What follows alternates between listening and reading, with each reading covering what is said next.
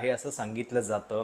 ज्या देशामध्ये हवाई क्षेत्राचा वाहतूक म्हणजे एअरपोर्टची संख्या वाढणं या आधारावरती विकासाचे दावे पंतप्रधान मोदी करत असतात आणि हवाई चप्पल घालणारा व्यक्ती सुद्धा आज विमानानं प्रवास करू शकतो. ही आपली विकासाची ध्येय आपण गाठलेली आहेत असा दावा करत असताना प्रत्यक्षात काय घडतं आहे तर अशा पद्धतीचा गोंधळ. म्हणजे हा गोंधळ बघितल्यानंतर मला एक असं जाणवलं की ही हवाई क्षेत्रातली नोटबंदी आहे. कुठलाही निर्णय अविवेकी पद्धतीनं नियोजन न करता जर लागू करण्यात आला तर काय होतं हे आपण नोटबंदीच्या वेळी बघितलेलं होतं. त्यावेळी गरीब लोकांना बँकांच्या दारामध्ये रांगा लावण्याची वेळ आलेली होती. लॉकडाऊनच्या बाबतीतही तेच.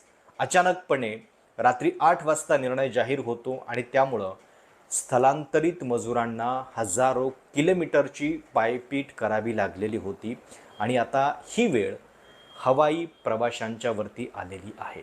यातले बहुतेक हवाई प्रवासी जे आहेत ते उच्च शिक्षित उच्च मध्यमवर्गीय गटातले आहेत, जे एरवी देश बदल रहा है या संकल्पनेवरती विश्वास ठेवणारे असतात.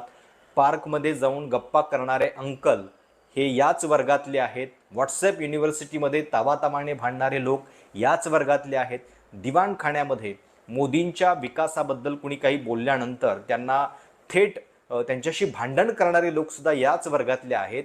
आणि आज या लोकांना कळतं आहे की एखाद्या नोटबंदीसारख्या एखाद्या लॉकडाऊनसारख्या निर्णयानं काय हाल होऊ शकतात.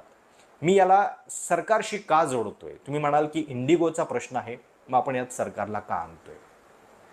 मुळामध्ये हा जो सगळा घोळ झालेला आहे तो कशामुळे झालेला आहे तर सरकारनं सध्या जे नियम बदललेले आहेत हवाई क्षेत्रातले त्याच्यामुळं हा घोळ झालेला आहे. नवे फ्लाईट ड्युटी टाईम लिमिटेशन म्हणजे FDTLचे नियम जे आहेत ते सरकारच्या हवाई खात्यानं लागू केलेले आहेत आणि ते 2 टप्प्यात केलेले आहेत, जुलै आणि नोव्हेंबरमध्ये. जुलैमध्ये पहिला नियम जो आहे तो पायलट्सना पुरेशी रेस्ट मिळावी या संदर्भातला होता आणि आता दुसऱ्या टप्प्यामध्ये अजून कडक नियम जे आहेत ते लागू करण्यात आलेले आहेत.